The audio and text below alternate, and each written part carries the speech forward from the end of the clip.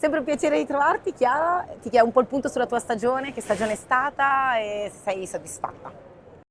È stata sicuramente una montagna russa la mia stagione quest'anno, forse la più altalenante di sempre e la peggiore di sempre forse. Diciamo che ho dovuto lavorare tanto per tornare in forma dopo la seconda gravidanza. Ce l'avevo quasi fatta. Alla prima di italiano ho vinto tutte e due le manche, c'era la campionessa del mondo in carica, per cui per noi era un ottimo test. La settimana dopo c'era la prima del mondiale, le bimbe erano ammalate, ho preso la broncopolmonite e quindi ho fatto un pessimo risultato, già anche tanto che sono riuscita a correre.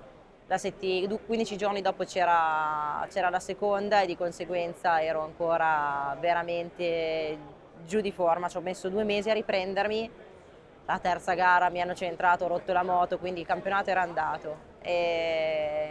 L'unica gara dove non è successo nulla, ho fatto 2 secondi, finalmente sono riuscita a fare un podio e finire il weekend, però il campionato ormai era andato, quindi ho perso un po' di motivazione, l'ultima gara l'ho fatta un po' così, l'ultima non siamo nemmeno andati e ho riassettato mente e corpo e ho iniziato ad allenarmi per l'anno prossimo perché comunque l'obiettivo rimane sempre il mondiale. Quest'anno abbiamo vinto l'italiano, meglio di niente, però diciamo che l'obiettivo è quello, mi alleno per quello e vorrei aggiungere la ciliegina sulla torta vincendo un mondiale da mamma.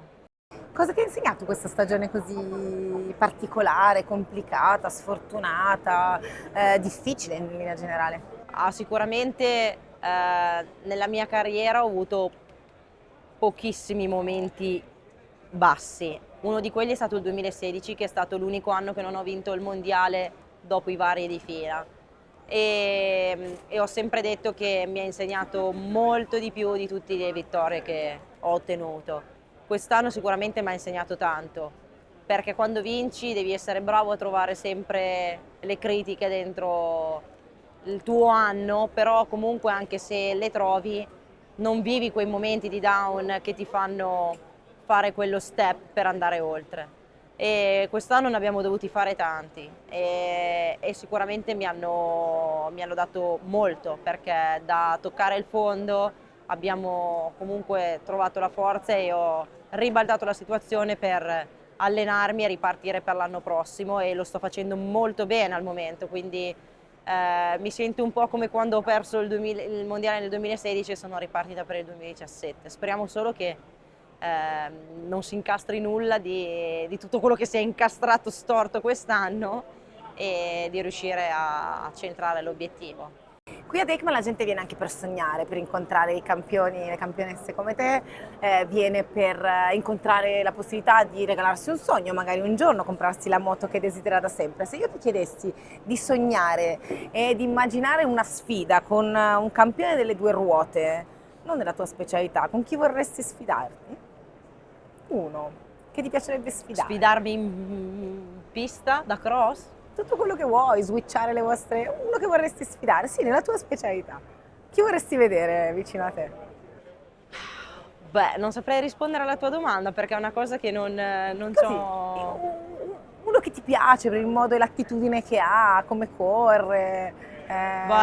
Posso dire Sulle due ruote. che so che Mark gira molto bene con la Ah, moto da cross, abbiamo girato insieme una volta in Spagna e credo che lo ammiro molto, è matto e ci troviamo bene, quindi sicuramente ci divertiremmo. Ti piacciono le sfide, quindi, visto che hai detto che è uno che se la cava anche abbastanza bene. A proposito di EICMA, il claim di EICMA è Real People, Real Emotion. La real Chiara, la vera Chiara, chi è? Come la descriveresti? Cosa fa nella sua vita normale?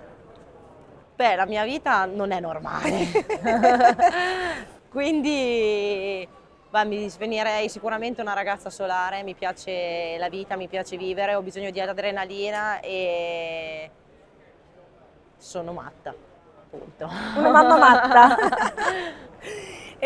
La Chiara emotional, quella pilota invece che fa emozionare la gente, come la descriveresti? Beh, la parte matta direi che fa parte di quel lato lì comunque, il matto in pista, un matto buono, nel senso che comunque deriva dallo sport che faccio.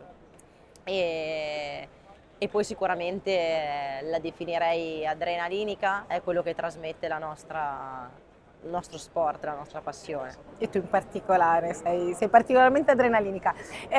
Ti chiedo se hai visto le foto che ci sono in giro, la campagna di EICMA di quest'anno, sono le facce, le espressioni della gente che l'anno scorso è venuta qui e si è fatta immortalare.